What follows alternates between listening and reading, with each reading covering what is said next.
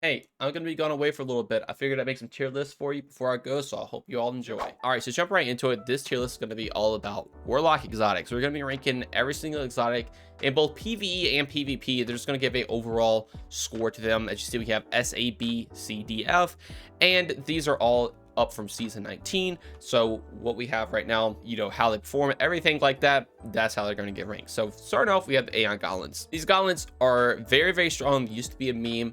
You now have the ability to generate heavy ammo with them in things like GMs. That's pretty much the main reason people use them, or even in things like a day one raid if you need heavy for a boss fight. Very, very good. Definitely going in the S tier for me. Maybe you could lower it down to A since we do have Lucid Finisher in this current season, but once that goes away, these are still going to be, the best go-to option for GM content. Now we have Apotheosis Veil. This is going to allow you to get full class ability, health, pretty much all your abilities, once you pop your super, and you also give your teammates some class ability regeneration, which is honestly probably its strongest part of the exotic.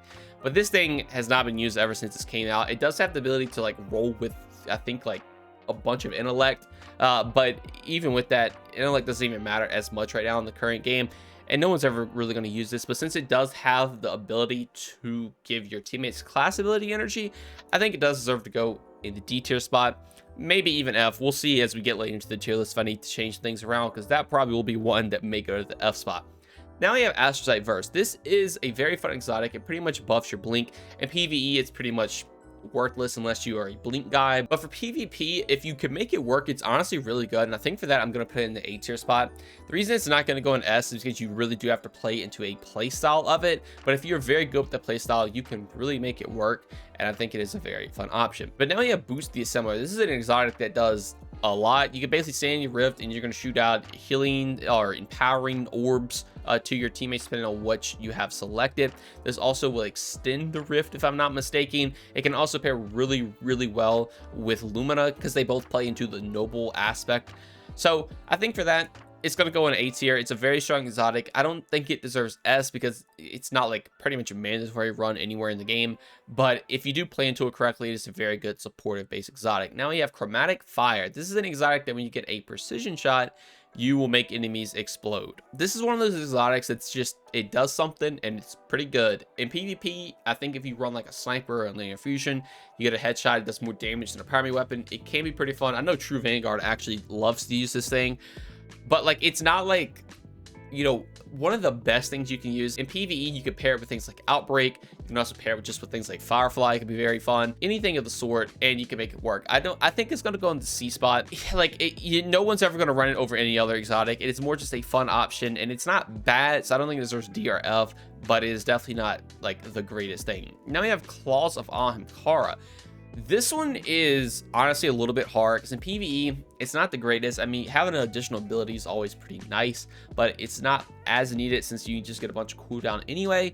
But in PvP, you have, things like Lightning Surge, which is very, very strong now. Even double Celestial Fire isn't the worst option, but, it has some things to go for it. So I'm hovering between B and A.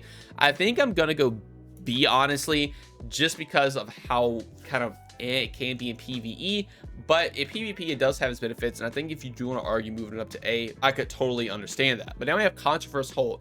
In my opinion, this is definitely an S tier exotic. When you charge your grenade up on your Void subclass, you get some damage reduction. When your grenade hits an enemy, you get a bunch of cooldown rate. It is very, very fun for spamming a bunch of grenades, especially in in-game content, because you can pretty much just have them up all the time since it doesn't require you to get kills. It only requires you to get hits. It's very good if you build into Void 3.0, and I would definitely recommend trying it out. But now we have Crown of Tempest. Now, originally, this would be S tier for me, but I think it is going to go in A tier now, specifically because of another exotic we'll get into later. It is still very good, and this can actually work with pretty much every 3.0 subclass now. It doesn't have to just be Arc unless they do change it, because in the text description it does seem like it's kind of like a bug.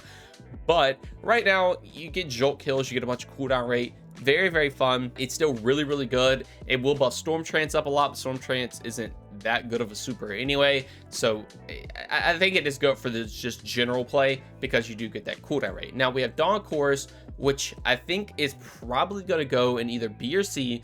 The scorch damage you get from it is pretty cool if you build around it in PvE. In PvP, it's pretty much worthless. And it does buff Daybreak, but Daybreak is such a bad super right now in the game, honestly, for both PvE and PvP. Obviously PvP is a lot better than PvE, but it just takes so long to charge compared to some other supers. You just don't see a lot of people running it. I think it's going to go in C tier. If you do build into the Scorch, can be pretty fun, but it's definitely not the greatest thing ever. And if you're running Daybreak in PvE, you're probably just not gonna do anything because it's just running well so much better.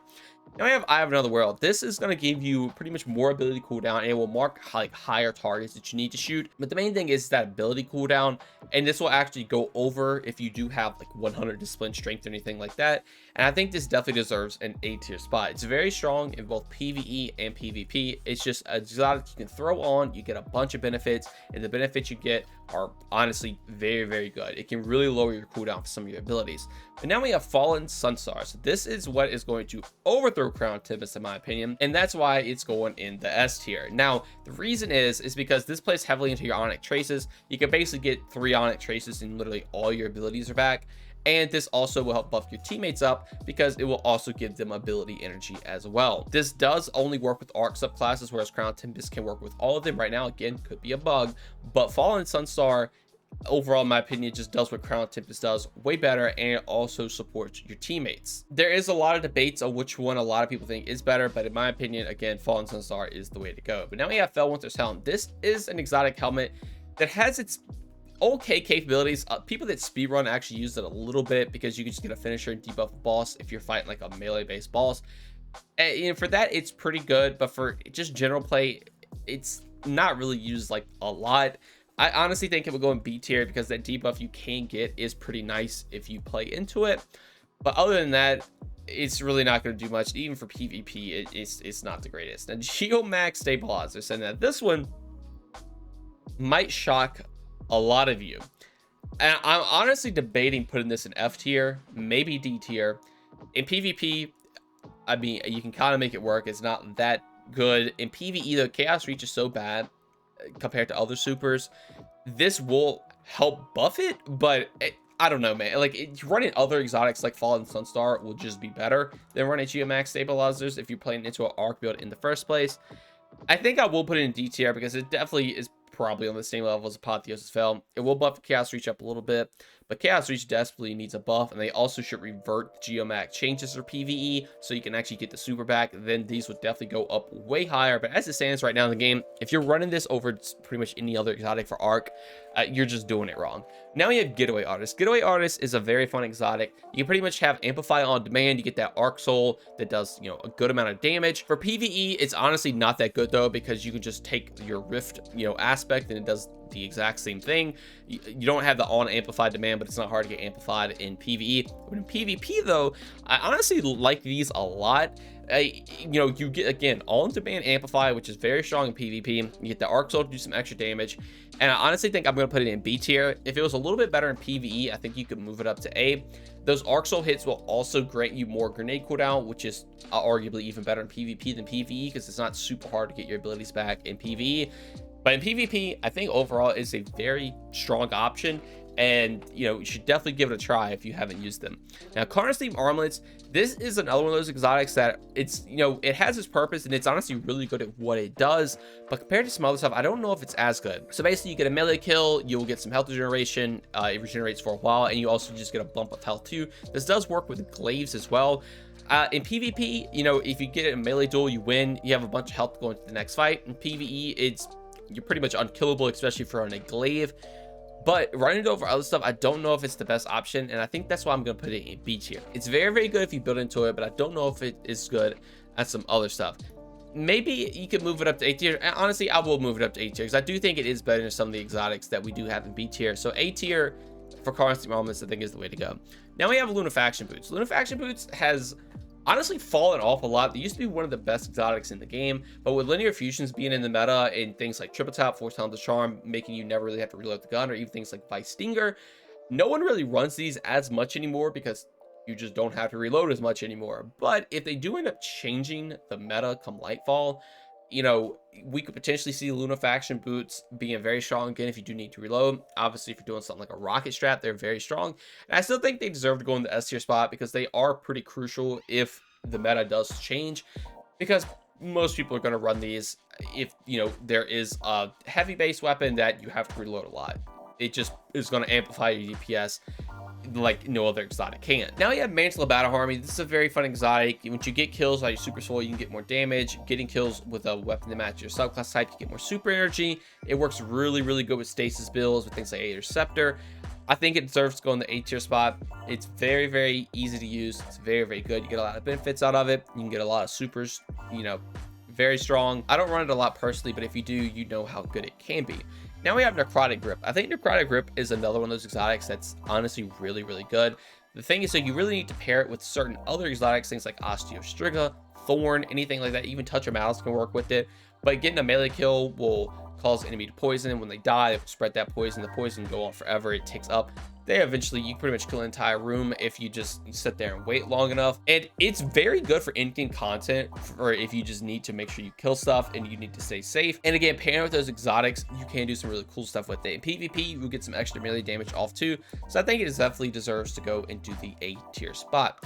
Now we have Nezarec Sin. Nezarec Sin is a lot of people's favorite exotic. I think it is relatively strong, again, in both PvE and PvP. No one really uses it in PvP, but you do get benefits from it.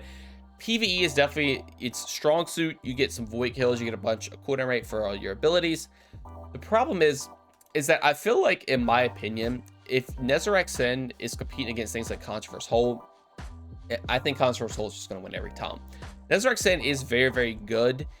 You do have to get void kills, but when it comes to in-game content, if you're not constantly getting those void kills with your weapons over and over again, or just your abilities, it's not going to be procced a lot. And I think the benefits you get from Controverse Hold if you're playing to a grenade build is better than the benefits of Nezarec Sin. And I think that's why I'm going to put it in the A tier spot. It's definitely not bad, don't get me wrong, but I think other stuff is just better. And you definitely can make it work though. Now, Nothing Manacles, again, is going to be kind of the same way. It is very fun. It does limit you to playing a scatter grenade, but Controverse Hold, in my opinion, is just the better option. So this is going to go in A tier as well. If you do build in scatter grenades, it is very, very fun. It's a very fun option. And that's why I think it definitely deserves the A tier spot. And if you don't know what it does, you essentially just get double scatter grenades and they can track. Now, affinity and aspects, I don't even think it's a question. This is going in the S tier spot. You get a bunch of handling, you get a bunch of reload speed, you get melee range. It's arguably one of the best PvP exotics for the Warlocks in the game right now. PvE, it's not even that bad as well if you just need to throw something on and get some extra stats. Osmium Gloves, same thing, S tier spot.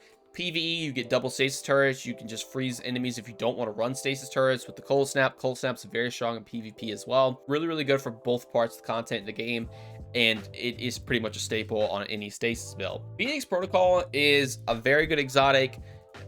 This hasn't been used as much as other exotics now with Solar 3.0, but you can pretty much still just get infinite rifts with it. I honestly think it deserves an A tier spot. I don't know if it should go in S tier. In things like Day 1 raids, it's very nice to have as much wells as possible. So maybe you can move it into S tier, but I think A tier is definitely where to put it, because it definitely hasn't been used as much as it used to, but it still is a very good exotic. Now, Prometheus Spur. Now, this exotic right here may be my first F tier exotic. When you get Daybreak kills, you spawn healing rifts and empowering rifts on the enemies you killed, and they now buffed it to where if you get a solar damage kill, it would do the exact same thing, but it does use your class ability, so you can pretty much only get one kill and it's done. So I don't know. I know some people would try to make these things work, but I think if we all just sit back and just realize that it's probably never going to work, I think we can all agree that it's F tier. They are, in my opinion, probably one of the worst exotics in the game. Daybreak's terrible. The buffs you get from it is just not as good as, you know, running any other thing that, you know, focuses on healing or empowering. And the solar thing is a gimmick that pretty much Titan can just do better without having to run an exotic. Now we have Rain of Fire. Rain of Fire is a very good exotic. You dodge, you get your guns reloaded. If you kill an enemy with the fusion rifle, you get Radiant proc. This is obviously very, very good paired with Vexmith the class, and it is a very good PvP option alongside PvE. I don't know if it's as good as the other heavy hitters we have up here, and that's why I think it's going to go in the A tier spot, because it is definitely very good, something you should not sleep on at all. But I don't know if it's as good as things, you know, like Osmiomancy Gauntlets or Controverse Hold. Sanguine Alchemy, this is another one of those exotics. I might put it in the F tier spot. You stand in the rift, you get kills, it extends the duration. Things like totems on orcs, this could be pretty good. Maybe you can move it up to a D tier spot for that. But I don't know, F tier spot, because Boost the Assembler also can kind of just do the exact same thing. I guess this is better for solo play, but no one's really ever gonna run this thing. Now you have second filaments. On paper, these seem really good. When you stay in your rift, you get overload rounds. When you pop it, you get instant devour. I honestly like these way more in PvP than I do PvE. The overload thing is cool, but it's not as needed if you just run a champion mod. And then the instant devour is nice, but again, it's really not hard to proc devour with the Warlock in the first place. That's kind of their whole thing in general. But in PvP, where it can be a little bit more challenging to proc devour, you could throw a rift down, and if you build into it correctly, you can pretty much get infinite devour if you are getting kills over and over again with certain fragments. And I think it is a very, very fun option for PvP. Also, if you pair this with Child of the Old Gods, it's very oppressive on your enemies. And again, overall, I think this is more for PvP, exotic PvE. I'm going to put it in B tier because I think for PvP, there are better options. But this is a fun gimmicky thing if you want to try it out. That's honestly really, really good. Now we have Skull of Dire Ahamkara. This exotic gives you some Nova Bomb energy when you kill enemies with it, and on top of that, you get damage reduction while Nova Bomb. If this ever became the way it was in D1 with things like Obsidian Mods, could be really good because you could just pretty much get infinite supers if you were killing big groups of enemies. But right now, it does not do that, and the damage reduction in PvE is, you know, not even that good. And in PvP, I guess you can make it work, but if you're running a void subclass in PvP and you're not running something else, you're just doing yourself a disservice. So I think this is honestly going to go in the F tier spot right now. You literally, no one runs this. I don't run this. I have not seen anyone run this. The benefit you get is just not as good as other benefits, but yeah, you know, you can try it out if you want to. Starfire Protocol, definitely S tier. You get 2 fusion grenades. Fusion grenade kills grant you rift energy. If you're in an empowering rift or you're well of radiance, you get grenade energy back when you do damage. It is pretty much the staple at this point for Warlocks, especially for Soul 3.0. It is by far the go-to super. It's so funny because this exotic used to be not that good in D1, and when D2 came out, it wasn't like the best thing. You could still use it. A lot of people just used it for double healing grenades back when that was a thing. But now, you know, it is honestly just one of the best exotics of the game, since fusion grenades are just so strong. Very fun to use. Definitely recommend giving it a shot. Now we have Storm Dancer's Brace. This is another exotic where you get super energy when you get kills, and on top of that, their super does more damage the more kills you get. I think this can go in the D tier spot because when I say super, I specifically mean Storm Trance. Storm Trance is not good pretty much at all. It is a very nice basic exotic to run if you don't really know how to play into much builds. You throw this on, your Storm Trance is just going to do more damage. You get a bunch of super energy back. Really easy to understand, but in the grand scheme of things, it is definitely not the greatest. Now you have Sunbracers. Sunbracers, you get that extended solar grenade. On top of that, you get a melee kill. You can pretty much throw infinite solar grenades for a little bit. PvP, it's a fun option. It doesn't really work out as often as you might think it could. PvE, it is very good. I don't think it deserves S tier spot because I think fusion grenade Starfire Protocol is just better, but I definitely think it deserves A tier because if you can't make it work, it is very good for ad clear, and it's also fun just seeing a bunch of solar grenades everywhere. Now we have the stack. Stack's really good in both PvE and PvP. You know, rift, you get damage reduction. Once you get to critical health, you get a bunch of rift energy back. It is really good for in-game content in PvE. If you need to survive, you just stay in a rift, you're going to get that constant healing on top of that damage reduction. If you do end up dying, your teammates will have a rift to res you. It is honestly, again, a very strong exotic to run.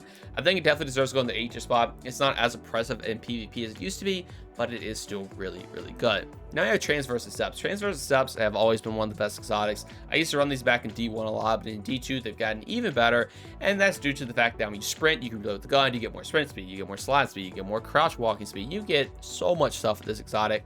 I think it definitely deserves to go in the S tier spot. PvP, it's a no-brainer. All that stuff I just listed makes it, you know, more of a fast movement playstyle, which is arguably pretty much the strongest thing in any FPS game. Then on the PvE side, you can reload the gun, which will help out with things like Aegis and its Catalyst, or just any gun that has a very slow reload speed. It can be nice, but in PvE, I probably would recommend running other stuff over this, but it's still not a bad option. I think that's why it deserves to go in the S tier spot.